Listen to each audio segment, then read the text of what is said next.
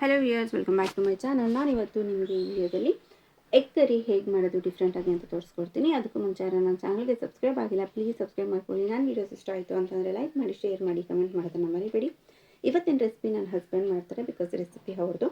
So ಮೊದಲಿಗೆ ಇಲ್ಲಿ ಏನು ಮಾಡ್ತಿದ್ದಾರೆ ಅಂತಂದರೆ ಎಗ್ನ ಬಾಯ್ಲ್ ಮಾಡಿ ಸೈಡ್ ಇಟ್ಕೊಳ್ತಾ ಇದ್ದಾರೆ. ಬಾಯ್ಲ್ ಮಾಡಿ ಆದಮೇಲೆ ಎಲ್ಲೋ ಸಪ್ರೇಟ್ ಮಾಡಿಕೊಂಡು ವೈಟ್ನ ಮಾತ್ರ ಸಣ್ಣಗೆ ಕಟ್ ಮಾಡ್ಕೊಂಡು ಇಟ್ಕೋಬೇಕು.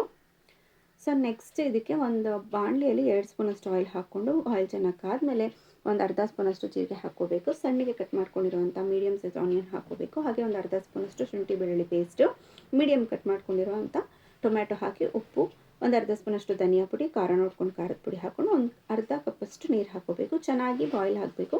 ರಾ ಸ್ಮೆಲ್ ಹೋಗೋವರೆಗೂ ಚೆನ್ನಾಗಿ ಬೇಯಿಸ್ಕೋಬೇಕು ಇದನ್ನು. ಹಾಗೆ ಇದಕ್ಕೆ ಒಂದು ಎಗ್ನ ಒಡೆದು ಹಾಕಬೇಕು. ಸೊ ಅದೆಲ್ಲ ಆದಮೇಲೆ ಚೆನ್ನಾಗಿ ಫ್ರೈ ಮಾಡ್ಕೊಂಡ್ಮೇಲೆ ಬೇಯಿಸ್ಕೊಂಡಿರೋಂಥ ಕಟ್ ಮಾಡ್ಕೊಂಡಿರೋಂಥ ಮೊಟ್ಟೆನ ಹಾಕಿ ಗಾರ್ನಿಷಿಂಗ್ಗೆ ಕೊತ್ತಂಬರಿ ಹಾಕಿದ್ರೆ ರೆಡಿ ಆಗುತ್ತೆ ಎಗ್ ಕರಿ. ಹೋಪ್ ನಿಮಗೆ ಈ ರೆಸಿಪಿ ಇಷ್ಟ ಆಯಿತು ಅಂತ ಅಂದ್ಕೊತೀನಿ. ಥ್ಯಾಂಕ್